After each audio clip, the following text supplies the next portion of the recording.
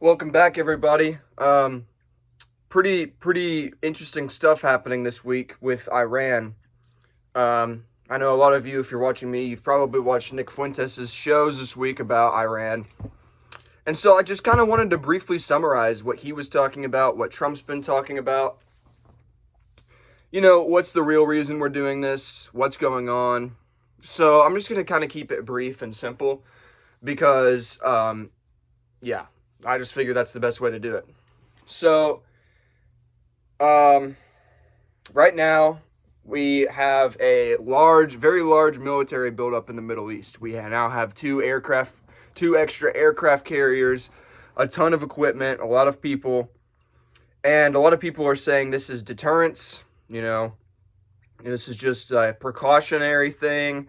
But Trump has recently given an unofficial 10-day agreement or 10-day waiting period for Iran to make a choice on whether they're going to agree with the U.S. deal or not. And the deal basically is that they have to hand over their stockpile of enriched uranium, and that they also have to stop enriching uranium. And right now they're saying, well, maybe we can hand over the uranium, but we're not going to stop enriching uranium.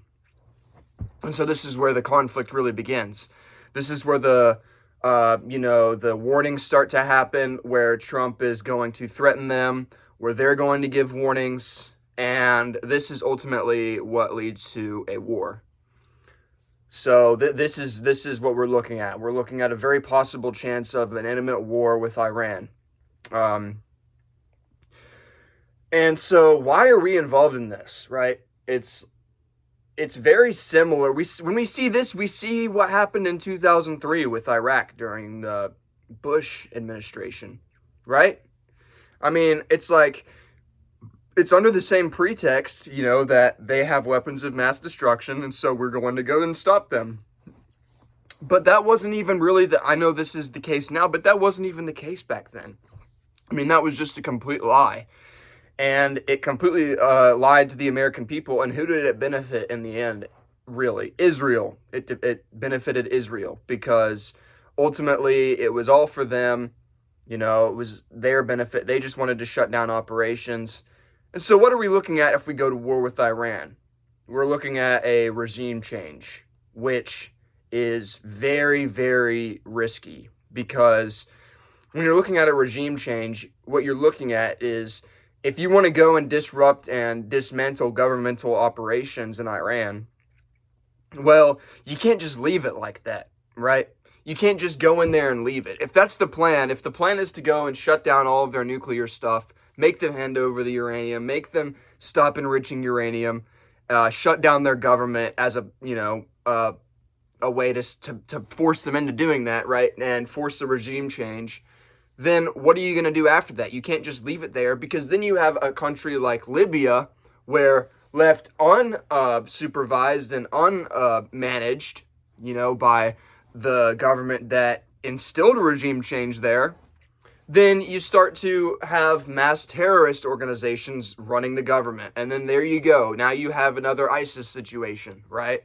So a regime change takes a lot of time, a lot of resources, a lot of equipment, a lot of personnel, and that's all on the taxpayer dollars. So this is all, you know, we're looking at a very, very expensive operation here, right? And who is it really benefiting? It's benefiting the U.S. in a way because, now there's a less chance of a threat of a nuclear operation, but it's really benefiting Israel because that now they have even more control over the Middle East.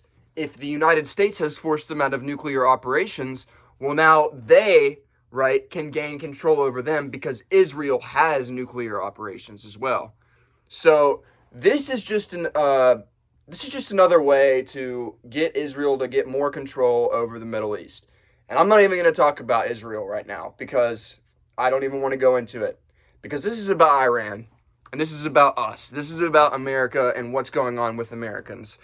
And Trump is supposedly an anti-war president, right? We see in 2016 he ran on an anti-war campaign.